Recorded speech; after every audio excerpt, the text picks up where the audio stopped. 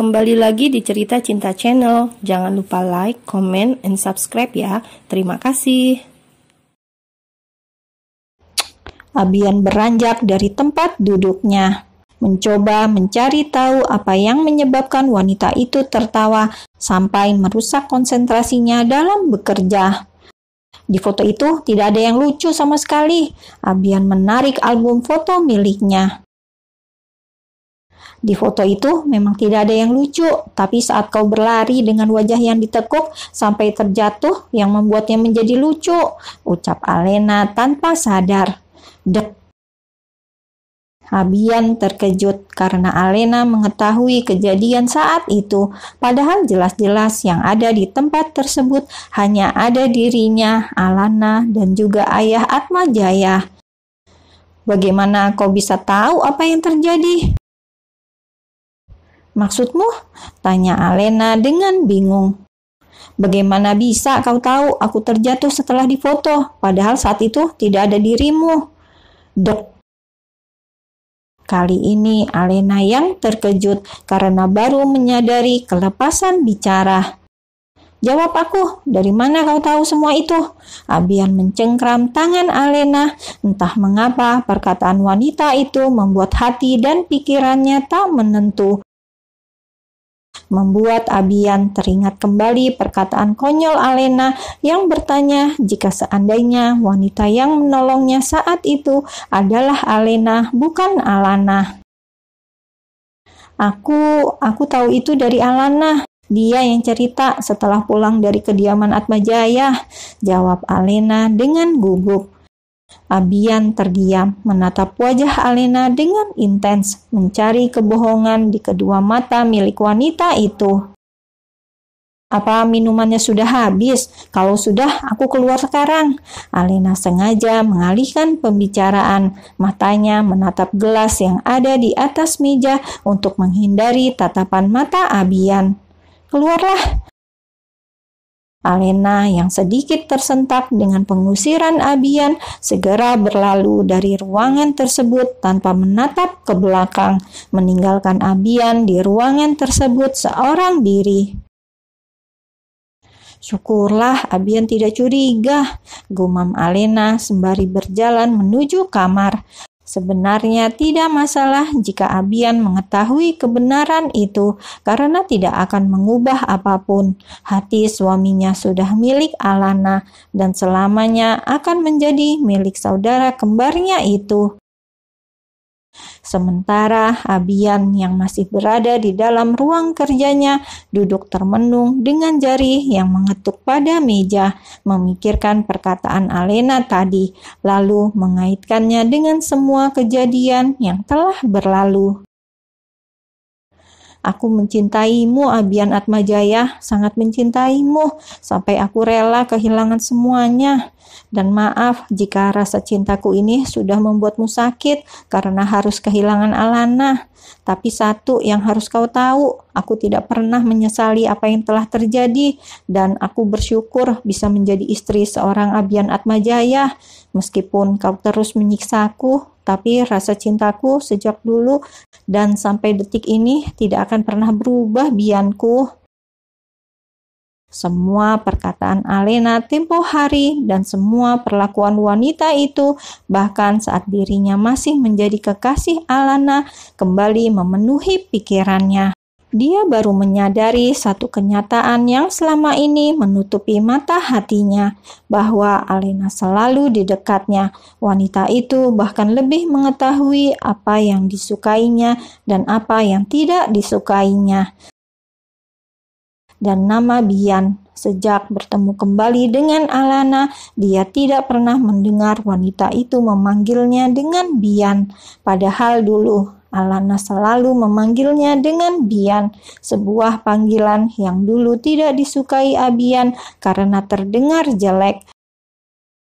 Belum lagi nasi goreng yang dibuat Alena pun sama persis dengan buatan Alana, dan nasi goreng buatan Alana entah mengapa sering diterimanya dari tangan Alena. Apa yang sebenarnya terjadi? Apa mungkin Abian mengusap wajahnya kasar, menghirup nafas dengan panjang, lalu mengambil ponselnya yang ada di atas meja. Dia menghubungi orang kepercayaannya untuk mencari tahu sesuatu yang mulai mengganjal di hati dan pikirannya. Malam harinya, seperti malam-malam sebelumnya, Abian masuk ke dalam kamar Alena saat wanita itu sudah tertidur dengan lelap. Namun sayangnya untuk kali ini Abian salah perhitungan karena ternyata Alena belum tertidur. Wanita itu baru saja keluar dari dalam bathroom bertepatan dengan dirinya yang masuk ke dalam kamar.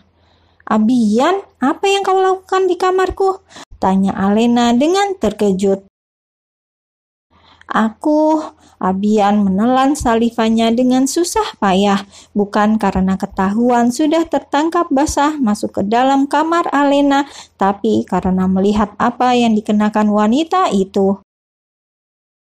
Alena mengenakan pakaian tidur dengan model dress di atas lutut, dengan bagian atas yang hanya disangga oleh kedua tali tipis, dan semua pemandangan itu berhasil membuatnya bergairah. Mungkin karena sudah lama tidak menyentuh wanita, membuat sesuatu yang ada di dalam tubuhnya meronta-ronta ingin keluar. "Abian, kau!" Alena terkejut saat tiba-tiba saja pria itu menariknya dengan cepat, membawa tubuhnya jatuh ke atas tempat tidur. Sebagai seorang wanita, terutama seorang istri, Alena tahu apa yang saat ini diinginkan suaminya, apalagi saat melihat kedua mata pria itu yang tertutup kabut gairah. "Layani aku malam ini."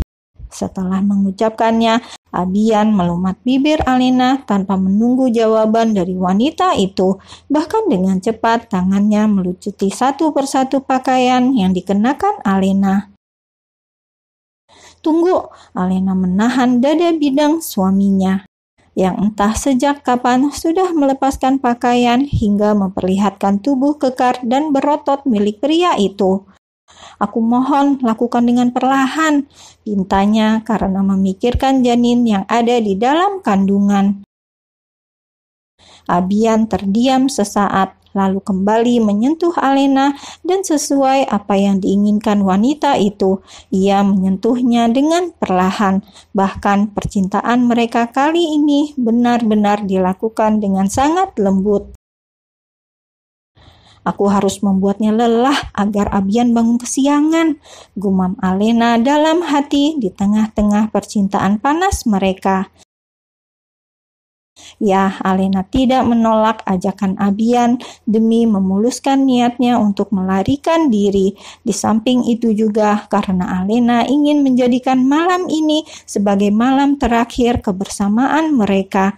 Karena pastinya Alena akan merindukan saat-saat seperti ini.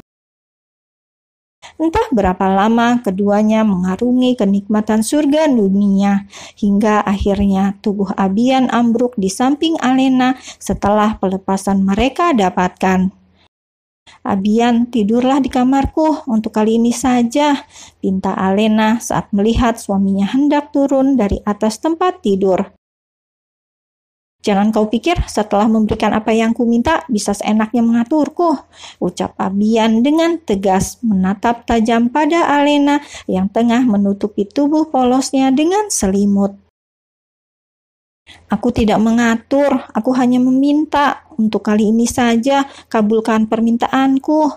Sekali lagi Alena memohon agar pria itu mau mengabulkan keinginannya.